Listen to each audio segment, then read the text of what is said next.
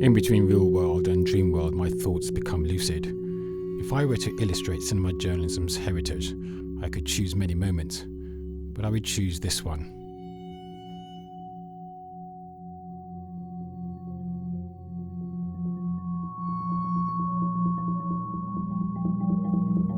I would speak to its makers to find out what they were trying to achieve. As they were creating this cinema verite, the networks, weighed by cumbersome equipment, found their mojo in studio debates. Side by side, an impression of cinema, I would ask these pioneers why news failed to adopt their methods. Cinema verite, or whatever you want to call it, requires a degree of time and artistry that the news people don't have time for. Later, I would split my thoughts to create an experiment with my Masters in Journalism students. One report will be created with television journalism news in mind. The other will combine a confluence of different cinemas, the Western European. As a control, I'll remove any colour. Both commence with establishing shots. In news, the story starts with the wide shot of the students. In cinema, its establishing shot is implicit. The film's tropes point to the pressures of time. It'll be featured throughout. As the two stories unfold, the visual structure and schema of this one becomes clear. There is more fluidity and movement. It's psychological as much as physiological in cinema. The colour complements the tension. The camera assumes the position of several other cameras in use, providing drama continuity. Again, that clock. Someone's typing. Another one looks to the clock. In television, after 5 or 6 cuts, the first interview, framed by the rule of thirds.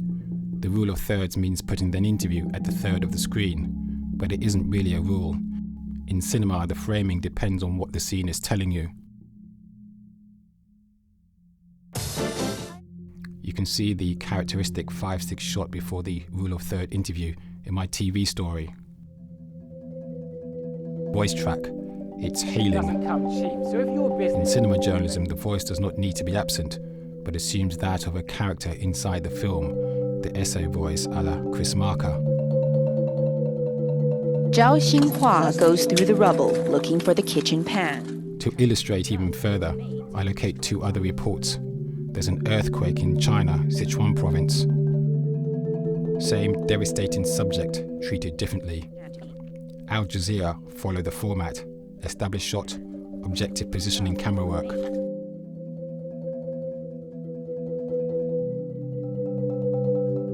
Attenuated sequences. At 1 minute 27 seconds in, the bereaved parents show signs of deeper emotion. Cut to piece the camera stand up, a loss of the emotional punctum. This is the classroom that Zhao Yi was supposed to be in on the first floor, his English class. In the other report, the deeper emotion becomes the film's initiating incident.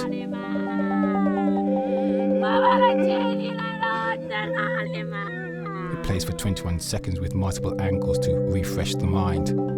Then the reporter's voice floats onto the screen. The horror of the Chinese earthquake is here, 10 stories up on a pile of rubble.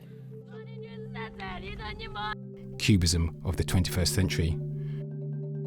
I ask its maker, Travis Fox, who's won many awards, what influenced him. Who am I influenced by? Tony Gottlieb. He's a French director.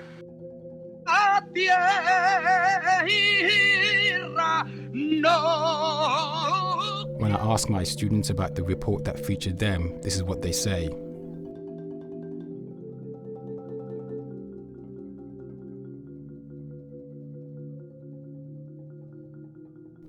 What is cinema journalism? There is no one thing that constitutes cinema. It occurs when the whole is greater than the sum of the film's parts.